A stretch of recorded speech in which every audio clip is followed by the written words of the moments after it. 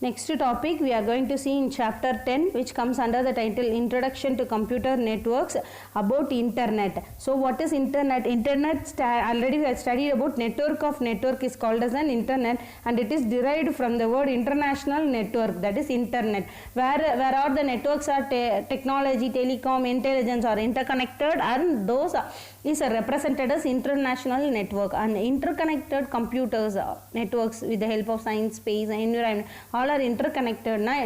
For that reason also we can say it to be internet. And nowadays internet plays a very important role, and it provides all function, all information and services to us.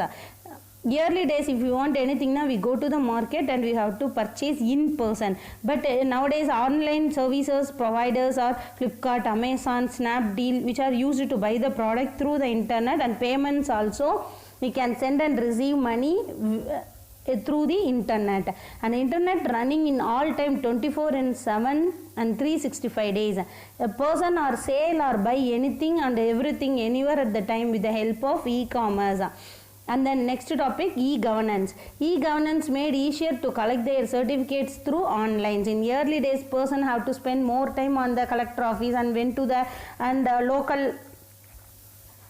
local municipality office and get the certificates. They have to wait for a long time. So to avoid this, and also to avoid the bribery of our office government, so we can easily get the certificates, birth certificate, death certificate from the government with the help of e-governance. And then e-banking. So what is e-banking? Plays a very important role in our daily life, where we can access the banking services at all the time, 24/7, that is 24 hours and 7 days we can access the bank, and there is no need to wait for the counter services. We can easily transfer the money or withdraw the money with the help of online banking services. And system will typically connect to the banking system operated by the bank, and it is contrast to the branch banking, which was traditional way customer access the, no need to go to the branch office to access or to made the transaction. Next, we can also made the purchase with the help of e-commerce. So e-commerce is buying and selling goods and services, or transmitting the funds. So through the internet, and the business transaction occur either business to business, as we have studied in last year, and merchandising through internet make the merchant and easier to get a specific type of product, company and brand.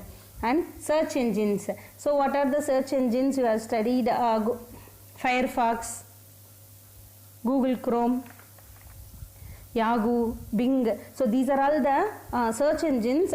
So with the help of search engines, what we can do? We can search whatever is the text, audio, video, and without moving to library, we can get more information. For example, in olden days, all the browsers or search engines which are used to just to send the messages with the help of Gmails, and nowadays we are sharing videos, and we are just sharing the resources or sharing the storage with the help of cloud computing.